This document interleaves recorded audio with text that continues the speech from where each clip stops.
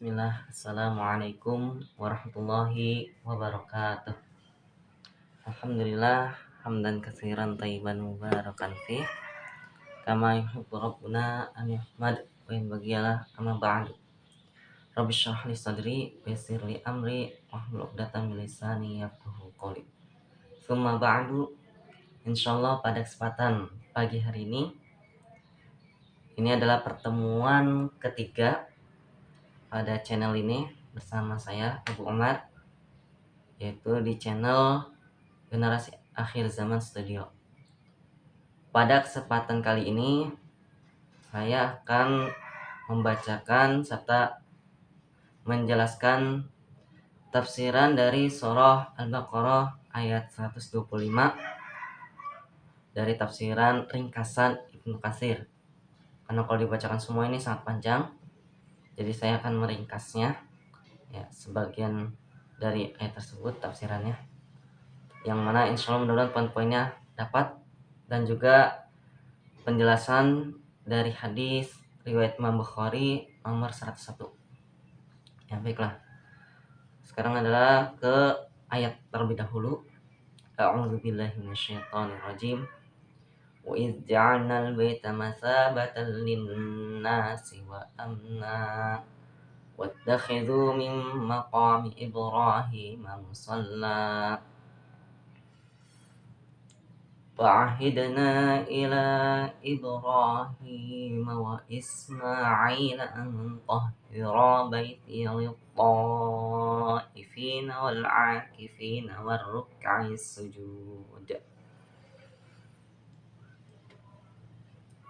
Yang artinya, dan ingatlah ketika kami menjadikan rumah itu, yaitu Baitullah, Ka'bah, tempat berkumpul bagi manusia dan tempat yang aman, dan jadikanlah sebagian makam Ibrahim tempat sholat. Nah, ini setengah dari ayat tersebut dulu. Sebagaimana kita tahu ya, yang kita rasakan sekarang ini di bulan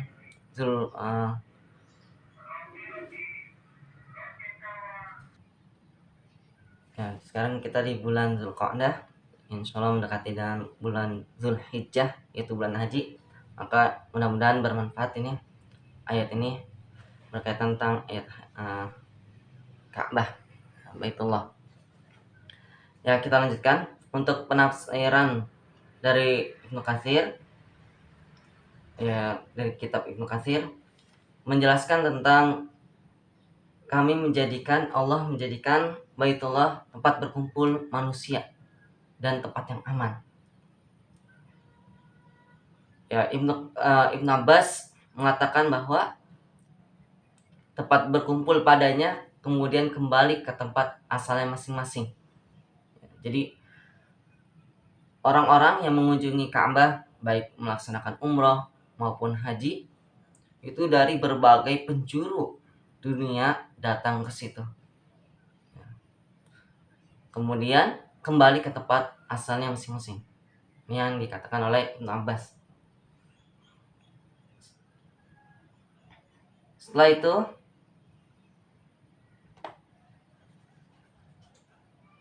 ada dari ini adalah dari Abul Aliyah. Dari Abul Aliyah mengatakan berkaitan tentang ayat ini, yaitu Al-Baqarah 105, maksudnya. Nah, ini berkaitan tentang yang wa amna, masa batalin nasi wa amna, tempat berkumpul dan aman. Nah, aman yang dimaksud kata Abul Aliyah, maksudnya aman dari gangguan musuh dan tidak boleh membawa senjata di dalam kotaknya. Ya, jadi ya insya Allah di Ka'bah, ya di kota Makkah itu tidak ada gangguan dari musuh, maupun juga itu adalah aman katanya. Sedangkan di masa jahiliyah, orang-orang di sekitar Makkah itu saling berperang. Nah, dulu di masa jahiliyah itu pada saat perang satu sama lain ya, di sekitar Makkah, dan membegal serta penduduk Makkah dalam keadaan tetapi dalam penduduk Mekah dalam keadaan aman, tiada seorang pun yang mengganggu mereka. Ya, jadi sekitar Mekah, ya, jadi ada yang berperang di zaman jahiliyah sekitar Mekah ya. Ada yang membegal dan lain sebagainya, merampok dan seperti itu ya. Tetapi penduduk Mekah aman. Nah ini, karena berdasarkan ayat ini. Allah udah menjamin kata Mekah itu aman. Kemudian, jadi kesimpulannya dari penafsiran ayat ini, Allah menyebutkan kemuliaan Baitullah. Ya, Ka'bah memiliki kemuliaan dan segala bentuk yang menjadi ciri khas yang mengandung ritual dan ketetapan hukum. Itu Baitullah tempat berkumpulnya manusia ketika pelaksanaan umroh maupun haji. Ya, dengan kata lain, Allah menjadikannya sebagai tempat yang dirindukan dan disukai manusia. Dan tiada suatu keperluan pun padanya ditunaikan oleh para pelakunya, yakni dia tidak akan merasa puas dengannya, sekalipun ia kembali lagi setiap tahunnya. Ya, jadi ketika orang yang melaksanakan baik itu umrah maupun haji, pasti akan ada kerinduan, ya, tidak puas sekali dan ingin melaksanakan kembali lagi. Ya, seperti itu. Dari penafsiran ini setengah ayat ya, dari penafsiran surah Al-Baqarah ayat 125 ini. Kemudian ini ada perkataan dari Ibnu Abbas yang berkaitan tentang wattakhidhu min maqami Ibrahim musalla, dan jadikanlah sebagian dari makam Ibrahim itu adalah tempat salat. Ya. Ibnu Abbas menakwilkan berkaitan tentang ini, dan jadikanlah sebagian makam Ibrahim tempat salat. Ya, maksudnya makam Ibrahim adalah seluruh Masjidil Haram. Ya, seluruhnya itu makam Ibrahim berdasarkan takwilan dari Ibnu Abbas. Sedangkan ada lagi ini dari Ibnu Juraij, pernah berkata kepada Atha berkaitan takwil, dan jadikanlah sebagian makam Ibrahim tempat salat. Ya, maka Atha menjawab bahwa ia pernah mendengar Ibnu Abbas berkata, makam Ibrahim yang disebutkan dalam ayat itu ialah makam Ibrahim yang ada di dalam Masjidil Haram. Jadi baik yang di dalam maupun di luar Masjidil Haram itu, pokoknya seluruh Masjidil Haram itu adalah makam Ibrahim. Ya. Ada lagi, yaitu dari Ibnu Juraij lagi, sama dari Atha juga. Dan Atha menjawab, ya, Ibnu Juraij pernah bertanya dan Atha menjawab yang mengatakan bahwa makam Ibrahim adalah seluruh manasik haji. Ya. Jadi ketika pelaksanaan haji, manasik hajinya itu adalah makam Ibrahim. Nah, seperti itu. Dan disebut pula di ini dari Sa'id ibnu Jubair berkaitan takwil, dan jadikanlah sebagian makam Ibrahim tempat sholat. Yang dimaksud makam Ibrahim, kata Sa'id ibnu Jubair, adalah sebuah batu yang dijadikan oleh Allah sebagai rahmat. Dan tersebutlah bahwa di masa lalu Nabi Ibrahim berdiri di atasnya. Jadi pernah berdiri di atas batu tersebut. Sedangkan Nabi Ismail yang mengeluarkan batu-batu bangunan Ka'bah kepadanya.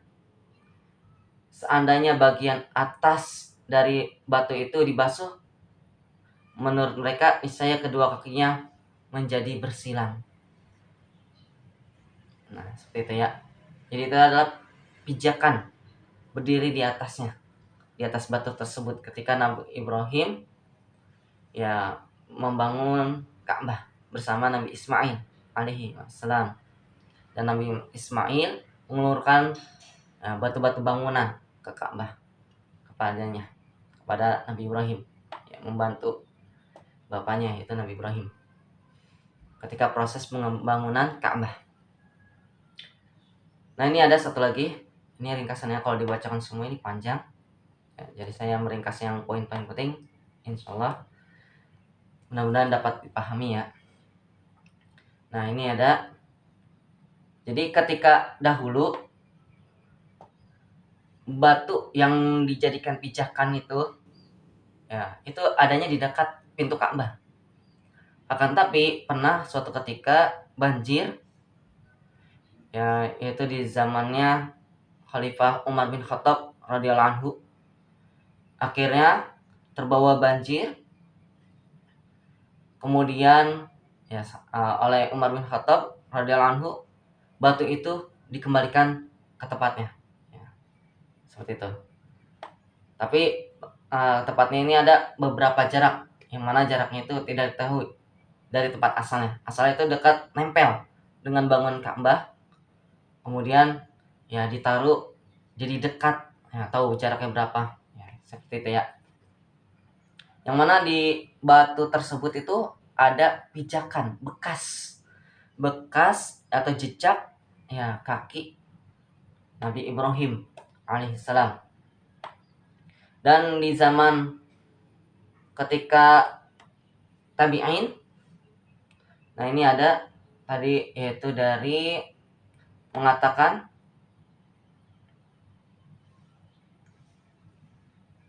ya sebentar ya,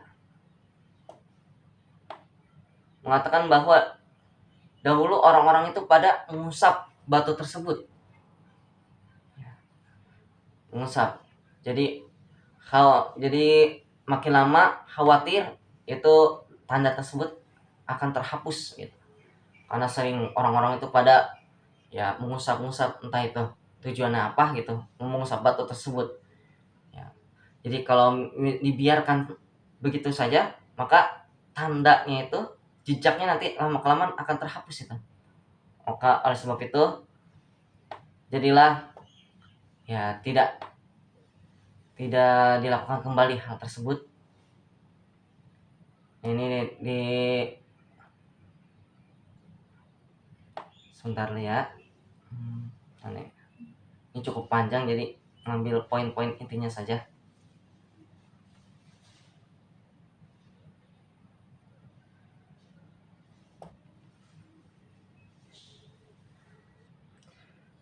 Ya, jadi ini dari perkataan Anas bin Malik, pernah bercerita bahwa kepada mereka ya yang bertanya kepada Anas bin Malik ketika itu, ia berkata, yaitu Anas bin Malik berkata, aku pernah melihat makom Ibrahim.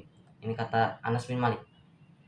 Padanya masih ada jejak bekas jari-jari kaki Nabi Ibrahim alaihissalam, juga bekas kedua telapak kakinya. Hanya sudah pudar karena banyak diusap oleh orang-orang dengan tangan-tangan mereka. Jadi makin lama makin pudar. Kemudian juga ada dari Qatadah sehubungan dengan takwil dan jadikanlah sebagian makam Ibrahim tempat sholat. Ya, sesungguhnya mereka hanya diperintahkan untuk melakukan sholat di dekatnya, tidak diperintahkan mengusapnya. Ya, jadi perintahnya itu untuk sholat di dekat makam Ibrahim, sebagian makam Ibrahim. Tapi orang-orang ketika itu malahan mengusapnya, sehingga makin lama makin pudar tuh. Ya, banyak orang yang mengusap, makin lama makin ya jadi pudar itu. Sebagaimana dikatakan tadi Anas bin Malik. Ya, selanjutnya kata Qatadah, akan tetapi umat ini telah memaksakan diri mereka suatu hal seperti yang pernah dilakukan oleh umat-umat sebelumnya. Ya, jadi umat sebelumnya sama seperti itu juga. Ya, diperintahkan ya suatu hal, malah ada ya menambahkan yang tidak diperintahkan. Contohnya tadi makam Ibrahim malah diusap-usap. Nah, nggak tahu itu tujuan untuk apa itu.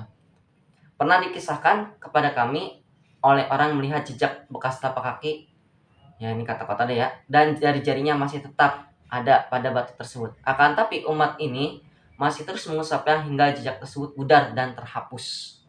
Nah, seperti itu kata-kata deh.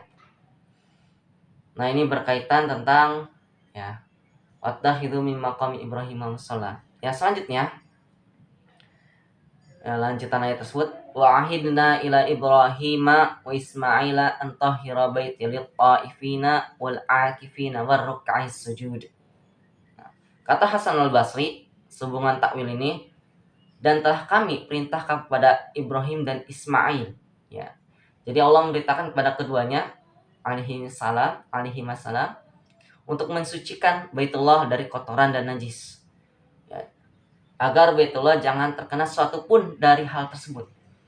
Jadi Baitullah itu tempatnya suci, jadi tidak ada ya di dalam Baitullah tersebut atau sekitar itu kotoran maupun najis ya, berhala dan lain sebagainya. Nah ini kalau kita pernah membaca atau mendengar sirah nabawiyah, Baitullah yaitu Ka'bah dibersihkan dari berhala-berhala yang menempel. Nah, alhamdulillah ketika itu Fathu Makkah, pada ketika peristiwa Fathu Makkah, ya silakan dibaca kembali ya bagaimana peristiwa terjadi. Nah itu. Kemudian apa yang dimaksud lafaz ahidna adalah perintah Allah ya. Wa ahidna ila Ibrahim wa Ismail. Ya Allah memberitakan Nabi Ibrahim dan Nabi Ismail alaihi salam untuk mensucikan Baitullah.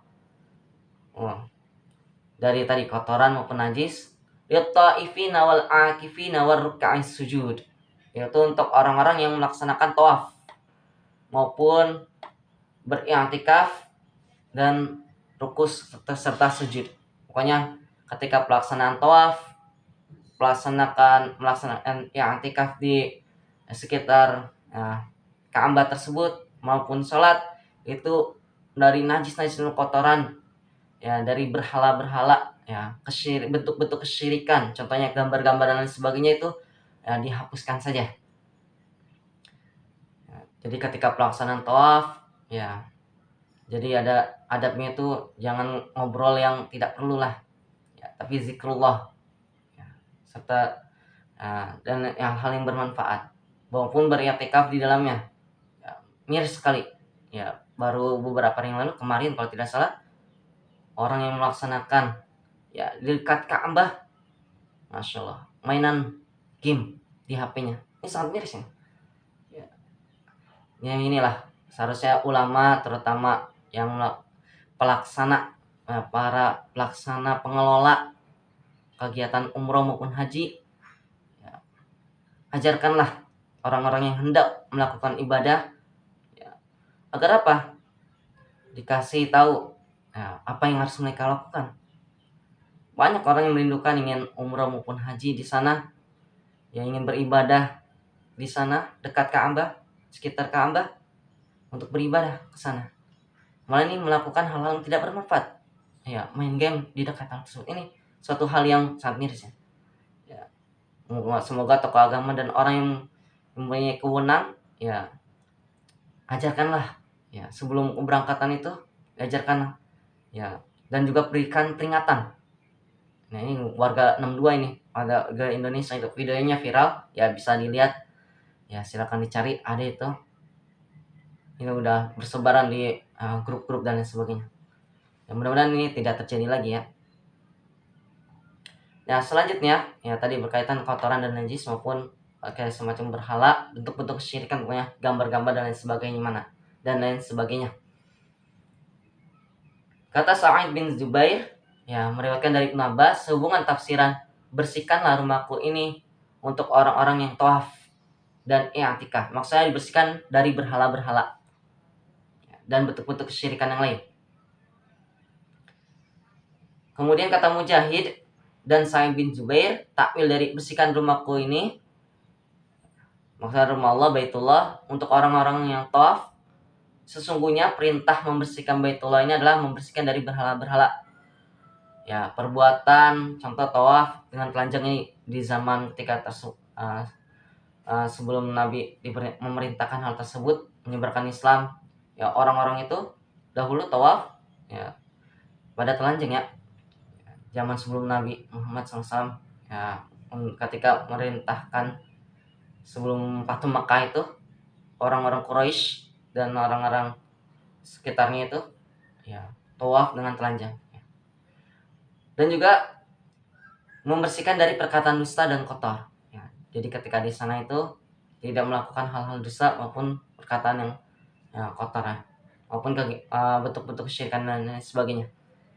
Nah itu saja berdasarkan dari tafsiran surah Al-Baqarah ayat 125 ya. Sekarang yang berkaitan tentang hal ini ya, dari hadis ya, riwayat Imam Bukhari nomor 101 ya. Dan ada yang semisal dengan ini, yaitu di riwayat Imam Bukhari juga. Selain 101 ada di Sahih Bukhari nomor 1701 dan juga 3957 yang isinya hampir sama juga ya, isinya sama makna matan tersebut. Ya, saya akan membacakan Sahih Bukhari nomor 101. Allahumma shalli wa sallim wa barik ala nabiyina Muhammad. Haddatsana Abdullah bin Yusuf qala haddatsani Al-Laits qala haddatsani Sa'id huwa ibnu Abi Sa'id an Abi Shuraih annahu qala li Amr bin Sa'id wa huwa yab'atsu al-bu'us ila Makkah adhin li ayyuhal amir ahaddiska qawlan qama bihi an-nabiy sallallahu alaihi wasallam al-ghada min yaumil fath sami'tuhu aznaya wa wa'ahu qalbi wa absarathu aynaya hina takallama bi hamidallah wa asna alaihi. Sampai sini dulu.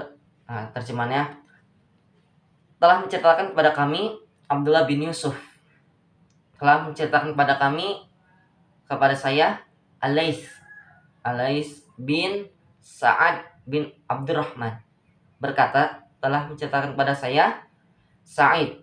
Ya, Sa'id ini adalah anaknya Abu Sa'id, yaitu Kaisan. Abu Sa'id Kaisan dari Abu Shuraih, ya, Sa'id bin Abi Sa'id yaitu Kaisan dari Abu Shuraih.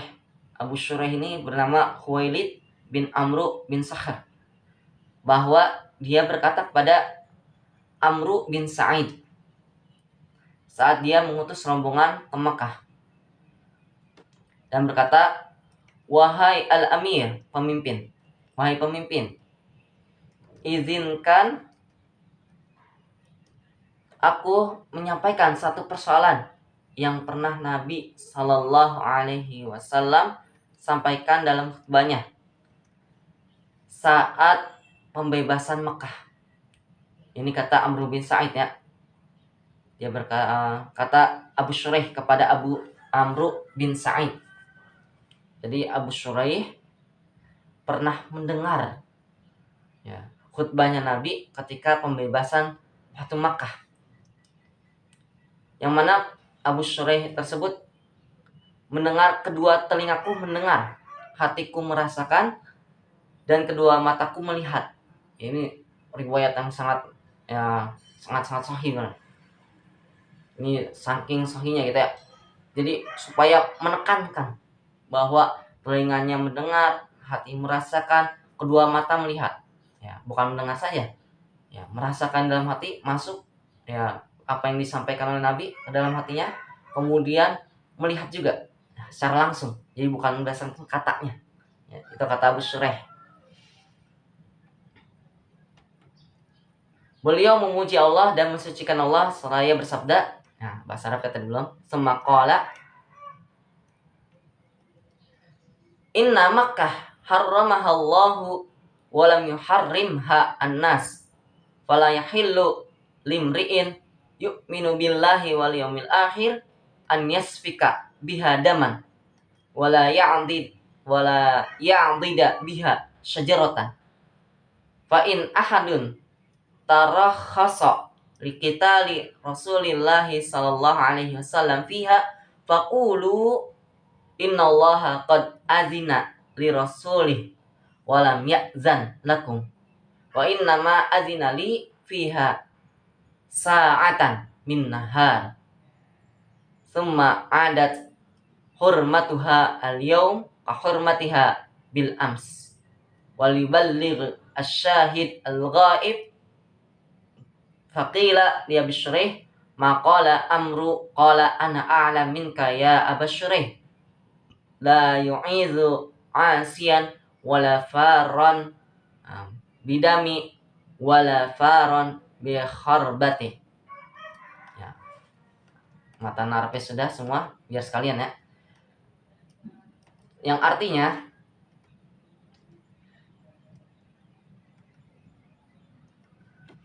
sesungguhnya ya, Nabi SAW bersabda, sesungguhnya Makkah Allah telah mensucikannya. Ya, Allah telah mensucikan Makkah. Maka dan orang-orang musyrikin Makkah tidak mensucikannya. Dan ketika itu orang-orang musyrikin Makkah tidak mensucikan kota Makkah. Ketika yang tadi ya, tawaf telanjang dan sebagainya, ya, berhala-berhala di sekitar Ka'bah, ya, itu tidak mensucikannya. Maka tidak halal bagi setiap orang yang beriman kepada Allah dan hari akhir menumpahkan darah di dalamnya. Jadi contoh kayak pertumpahan darah ini terjadi ketika itu ya, ada pertempuran berdarah, ya, orang Syiah dan ada juga selain Syiah juga ketika itu pertumpahan darah di Mekah, ya.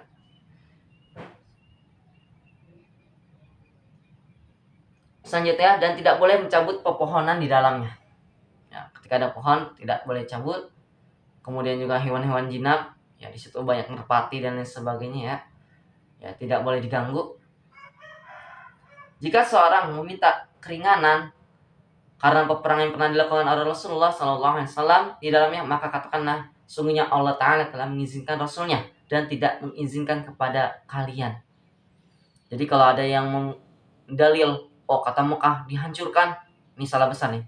Karena saya pernah dengar bahwa penaklukan Jazirah Arab, ya, ataupun ketika ada yang Imam Mahdi palsu itu 1988 apa 78, saya lupa tahunnya. Ya, ada peperangan di situ dan juga orang Iran tuh juga melakukan peperangan, orang Syiah melakukan peperangan di sekitar Ka'bah itu. Nah, ini. Jadi kalau menggunakan dalil, oh Rasul juga pernah Fatu Makkah perang di Mekah. Nah ini, kata Rasul, Allah telah mengizinkan Rasulnya dan tidak mengizinkan kepada kalian. Ya, khusus untuk Rasul saja ketika itu, Fatu Mekah. Ya. Dan juga awalnya juga emang tidak menginginkan perang dalamnya, akan tapi karena ada ketika itu ya orang Quraisy duluan yang menyerang. Oleh sebab itu kaum muslimin juga ya masa diem aja, akhirnya berperang ini ketika itu sayap kanan atau sayap kiri ya ketika itu ya, yang dipimpin Khalid bin Walid kalau tidak salah ya. Kemudian sungguh Allah Ta'ala telah mengizinkanku pada suatu saat pada siang hari, ya, Fatu Mekah, kemudian dikembalikan kesuciannya hari ini sebagaimana disucikannya sebelumnya.